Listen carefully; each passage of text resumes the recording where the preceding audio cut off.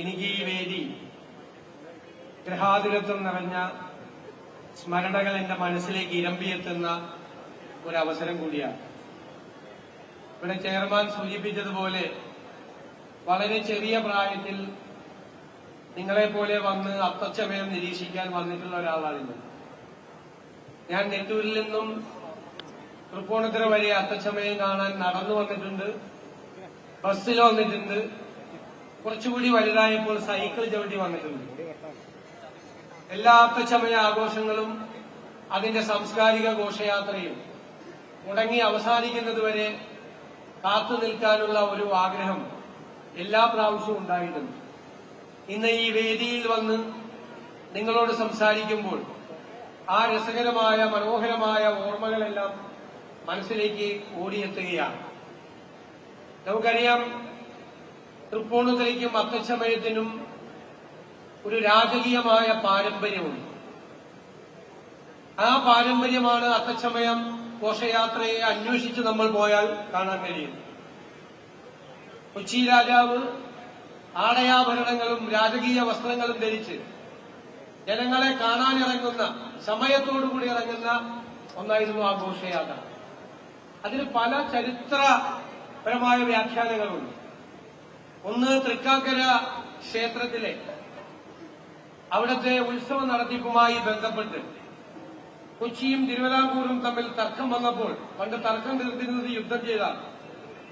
കൊടുങ്ങല്ലൂരിലെ ചേരമാൻ പറമ്പിൽ വെച്ച് നടന്ന യുദ്ധത്തിൽ തിരുവിതാംകൂറിനെ പരാജയപ്പെടുത്തി കൊച്ചി വിജയിച്ചപ്പോൾ ആ തൃക്കാക്കര ക്ഷേത്രത്തിലെ ഉത്സവം നടത്താനുള്ള അവകാശം അത് കൊച്ചി രാജ്യത്തിൽ കിട്ടിയതിന്റെ സന്തോഷമായി തുടങ്ങിയതാണ് അത്തച്ചമയം എന്നൊരു വർഷമുണ്ട്.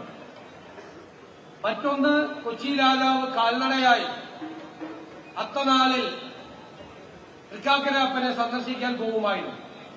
പിന്നീട് ചില തർക്കങ്ങൾ രണ്ട് സംസ്ഥാനങ്ങൾ തമ്മിൽ വന്നതോടുകൂടി അത് നടക്കാതെ പോയപ്പോൾ അതിന് പകരമായി ചമയ ആഘോഷങ്ങളോടുകൂടി വന്ന് തൃക്കാക്കരയപ്പനെ തൃപ്പൂണിത്തുറയിൽ വെച്ച് രാജാവ് വന്ദിക്കുന്നതാണ് അത്താഘോഷങ്ങൾ എന്നുള്ള ചരിത്ര വ്യാഖ്യാനവും വന്നു. എന്തായാലും വർഷങ്ങളായി ഇടയ്ക്കൊന്ന് മുടങ്ങിയെങ്കിലും പിന്നീട് 61 വീണ്ടും ഇത് ആരംഭിച്ച് വളരെ ഭംഗിയായി കൊണ്ടുപോവുകയാണ് അത്തച്ചമയ ആഘോഷങ്ങൾ. ഇതിന് ഏറ്റവും വലിയ പ്രത്യേകത, ഇതിന്റെ തുടക്കകാലം മുതൽ ഇതൊരു മതസൗഹാർദ്ദത്തിന്റെ ആ ഒരുമ വിളിച്ചോതുന്ന ഒന്നുകൂടിയായിരുന്നു. രാജാവ് തുടങ്ങിയ കാലത്ത് തന്നെ മുസ്ലിം പ്രതിനിധിയായി നെട്ടൂരിലെ തങ്ങൾ, ഇവിടെയുണ്ട് അദ്ദേഹത്തിന്റെ പ്രതിനിധി, അതുപോലെ നമ്മുടെ കരിങ്ങാച്ചിറ കത്തന അതിന്റെ പ്രതിനിധി ഇവിടെയുണ്ട്, ചെമ്പിൽ അരയൻ, കൊച്ചി രാജ്യത്തിന്റെ നാവികസേനാ തലവനായിരുന്നു ചെമ്പിൽ അരയൻ, ധീവര സഭയെല്ലാം പ്രതിനിധാനം ചെയ്തുകൊണ്ടുള്ള ചെമ്പിൽ അരയൻ, അവരെല്ലാം ഈ ഘോഷയാത്രയോടൊപ്പം ഉണ്ടായിരുന്നു. അപ്പൊ എത്രയോ പതിറ്റാണ്ടുകൾക്കപ്പുറവും കൊച്ചി രാജ്യവും ഈ തൃപ്പൂണിത്തുറയും മതസൗഹാർദ്ദത്തെക്കുറിച്ച് ഉറക്ക വിളിച്ചു പറഞ്ഞിരുന്ന ഒരു നാടാണ്. എനിക്ക് തോന്നുന്നത് തൃപ്പൂണിത്തുറയെ നമുക്ക് ഒരു ചരിത്ര നഗരമാക്കി, ഒരു പൈതൃക നഗരമാക്കി ഉയർത്തിക്കൊണ്ടുവരാം. തൃപ്പൂണിത്തുറയ്ക്ക് ആ പൈതൃകമുണ്ട്, രാജകീയ പൈതൃകമുണ്ട്, കലയുടെ പൈതൃകമുണ്ട്, അനുഷ്ഠാന കലകളുടെ പൈതൃകമുണ്ട്. ഇവിടെ ഒരു പൈതൃക നഗരമാക്കി മാറ്റണം. സത്യത്തിൽ നിരവധി കൊട്ടാരങ്ങൾ ഇവിടെ ഉണ്ടായിരുന്നു, നിരവധി കൊട്ടാരങ്ങൾ, എനിക്ക് 50-ലേറെ കൊട്ടാരങ്ങൾ ഇവിടെ ഉണ്ടായിരുന്നു. ലോകത്തൊരു രാജ്യത്തും ഇത്തരം കൊട്ടാരങ്ങൾ താർക്കാലയില്ല. നിങ്ങൾ യൂറോപ്പിലൊക്കെ പോയാൽ 10-ാം നൂറ്റാണ്ടിലും 12-ാം നൂറ്റാണ്ടിലും ഉണ്ടായിരുന്ന ചരിത്ര സ്മാരകങ്ങളെ അവർ സംരക്ഷിക്കും, അവരതിനെ തകർത്ത് കളയില്ല. പക്ഷെ ഇവിടെ തൃപ്പൂണിത്തുറയിൽ നിരവധി കൊട്ടാരങ്ങളും പഴയ ചരിത്ര സ്മാരകങ്ങളും ഇല്ലാതായിക്കൊണ്ടിരിക്കുക, ഇപ്പൊ കുറഞ്ഞുകൊണ്ടിരിക്കുക. എന്റെ വിനയപൂർവമായ അഭിപ്രായം, അതെല്ലാം സംരക്ഷിക്കപ്പെടണം. അതൊരു പൈതൃക നഗരമായാൽ അതെല്ലാം സംരക്ഷിക്കപ്പെടും. അതുപോലെ ഇവിടെ വനിതാ കഥകളി സംഘം 50 വർഷം പൂർത്തിയാക്കിയ അനുഷ്ഠാന കലകളുടെ കഥകളിയുടെയൊക്കെയാണ്. ഞാൻ ആദ്യമായി കഥകളി കാണുന്നത് പൂർണ്ണത്ര ഈശ്വരന്റെ ഉത്സവത്തോടനുബന്ധിച്ച് എല്ലാ ദിവസവും കഥകളി ഉണ്ടാവും. അങ്ങനെയാണ് കഥകളിയിലെ കഥ അറിയാം, കഥകളി അറിയില്ല, പക്ഷെ കഥയെ അറിഞ്ഞുകൊണ്ട് കഥകളി കാണാൻ ഇവിടെയാണ് വന്നിരുന്നത്. ഇതിന്റെ എല്ലാം കേന്ദ്രം തൃപ്പൂണിത്തുറയായിരുന്നു. തൃപ്പൂണിത്തുറയെ ആ പഴകിയ രാജകീയ പ്രൗഢിയിലേക്ക്, ആ പാരമ്പര്യത്തിലേക്ക് അതിനെ നിലനിർത്തുന്നത്. ഇതാണിപ്പോ ലോകം മുഴുവൻ മറ്റുള്ളവരുടെ മുമ്പിൽ ഷോക്കേസ് ചെയ്യുന്നത്. ഞാൻ MLA ആയി 2001 ചെല്ലുമ്പോ പറവൂരിനൊരു ബന്ധം കൂടിയുണ്ട് തൃപ്പൂണിത്തുറയിൽ. എന്താ കാര്യം? കൊച്ചി രാജ്യത്തിന്റെ പ്രധാനമന്ത്രിയായിരുന്ന പാലിയത്തച്ഛന്റെ നാട് പറവൂരിലെ ചേന്നമംഗലത്താണ്, അല്ലേ? അതാണ് കൊച്ചിയും പറവൂരും തമ്മിലുള്ള ബന്ധം. പിന്നെ കൊച്ചി തിരുവിതാംകൂറിന്റെ അതിർത്തിയാണ്.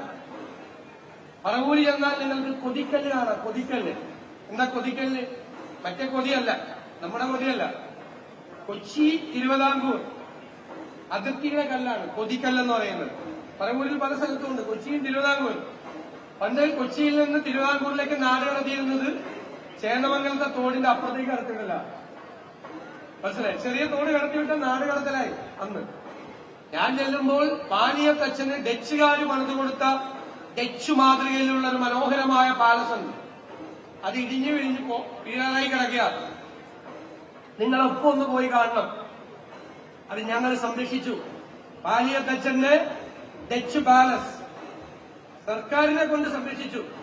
മുസ്ലിം പൈതൃക പദ്ധതിയുടെ ഭാഗമായി ആ രാജകീയ കൊട്ടാരം, ഡച്ച് കൊട്ടാരം, ഡച്ചുകാര് ഏത് നൂറ്റാണ്ടിലാണ് ഇവിടെ വന്നത്?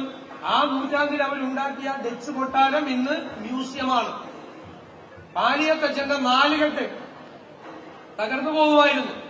പക്ഷെ പാലിയത്തച്ഛന്റെ നാലുകെട്ട് മൂട്ടുപുരയും എല്ലാം ഇപ്പോൾ പൈതൃക സ്മാരകങ്ങളാണ്. ഈ കാലഘട്ടത്തിൽ ഒരു പൈതൃക സ്മാരകങ്ങളെയും തകർക്കാതെ ഈ പൈതൃക പാരമ്പര്യത്തെ കാത്തുസൂക്ഷിക്കണം. ഞാൻ ബഹുമാനപ്പെട്ട MPയോടും MLAയോടും മുനിസിപ്പൽ ഭരണസമിതിയോടും എല്ലാവരോടും ആവശ്യപ്പെടുകയാണ്.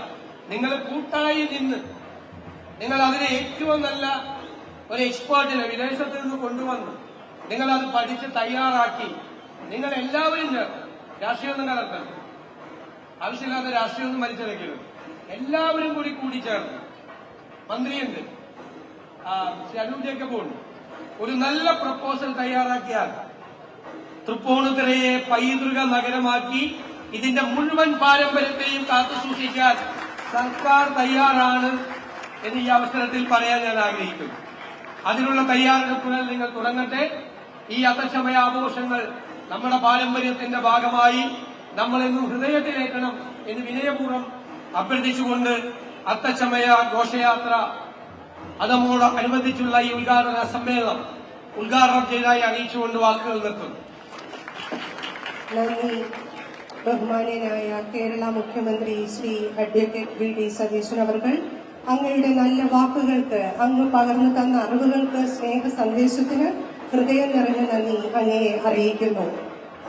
നമ്മുടെ ഇന്നത്തെ ചടങ്ങിലെ വിശിഷ്ടാതിഥി പ്രശസ്ത